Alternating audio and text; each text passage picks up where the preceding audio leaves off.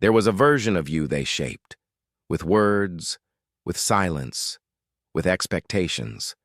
A version that fit their needs, their comfort, their vision of who you should be. You became fluent in "I understand," expert in excusing their behavior, master of the apology that was never yours to give. You perfected the art of making space for people who didn't make space for you. You mistook consistency for commitment, believed that showing up again and again meant they would too. But loyalty isn't about enduring neglect. It's about mutual investment. You normalized the ache, believed this was just how relationships worked, that your worth was tied to how much you could give, even when it was one-sided. You equated walking away with betrayal, believed that setting a boundary meant you were the bad guy.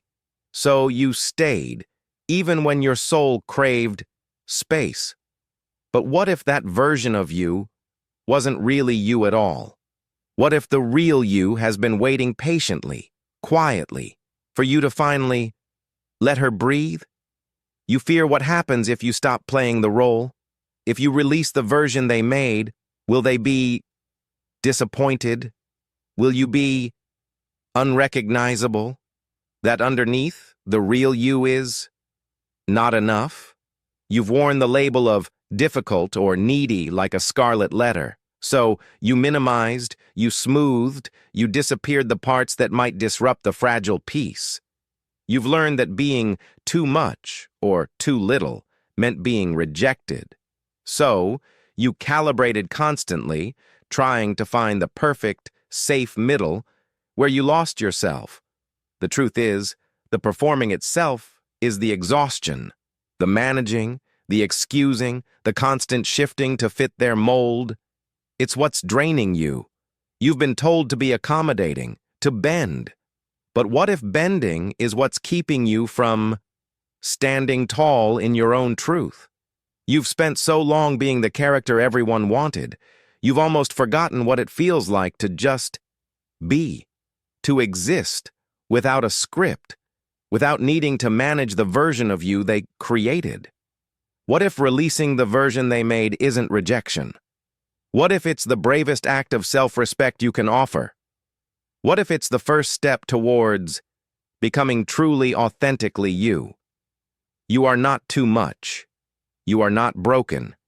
You are human. And being human means having needs, having feelings, having a right to exist without needing to fit into someone else's mold. Real love, real connection, isn't built on your performance of their version.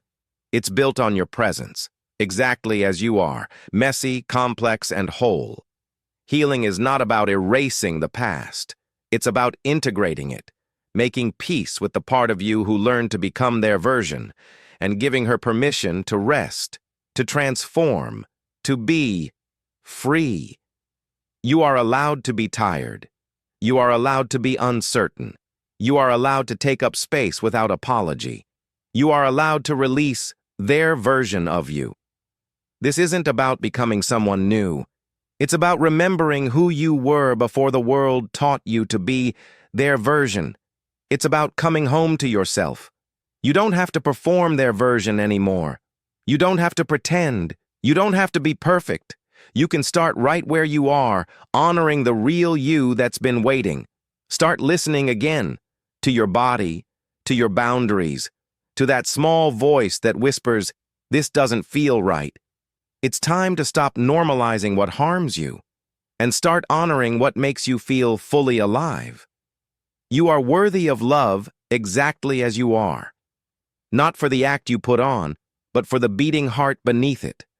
Not for your performance, but for your presence.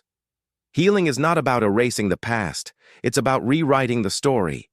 Not to forget the pain of being shaped, but to understand its role and reclaim your power to be seen. The mask they made you wear was never yours to carry alone. It was a burden placed upon you by a world that didn't understand. And now, it's time to lay it down. You are not broken. You are human. You are complex. You are worthy of love, support, and gentle healing. exactly as you are. If this resonated with you, you're not alone. Sometimes the deepest wounds are the quietest. For a gentle guide to help you identify, understand, and begin to heal these hidden parts of yourself, explore the link in the description.